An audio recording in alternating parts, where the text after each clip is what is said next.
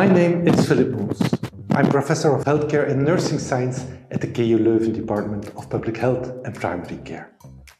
I hold a joint appointment as researcher and scientific leader at the Institute of Health and Care Sciences of the University of Gothenburg in Sweden, and I'm an honorary professor at the Department of Paediatrics and Child Health of the University of Cape Town, South Africa.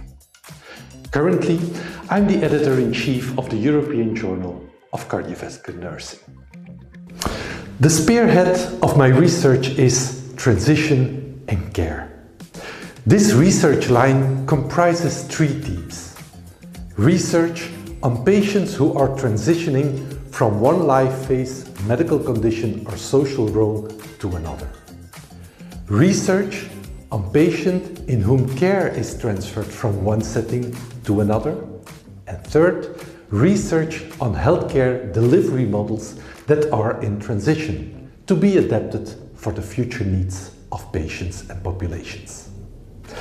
The target populations are persons with chronic diseases, healthcare professionals and policymakers.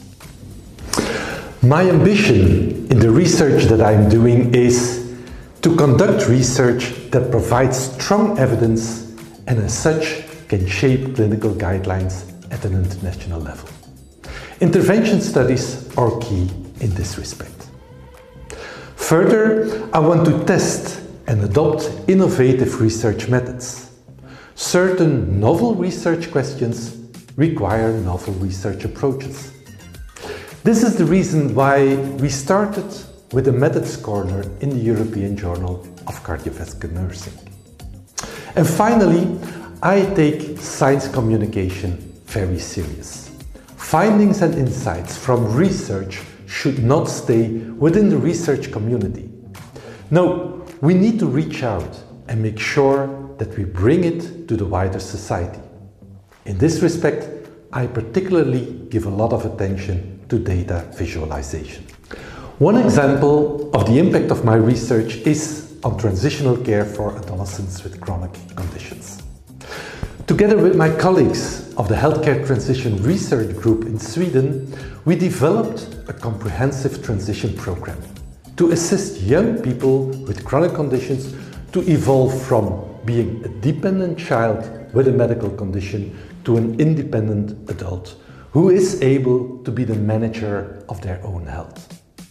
Using randomized controlled trials, we found that this transition program is effective, and as such, it is impacting on international guidelines, because intervention has now the highest level of evidence and the highest class of recommendation. As a consequence, in Sweden, the transition program is now rolled out in a large-scale implementation science project.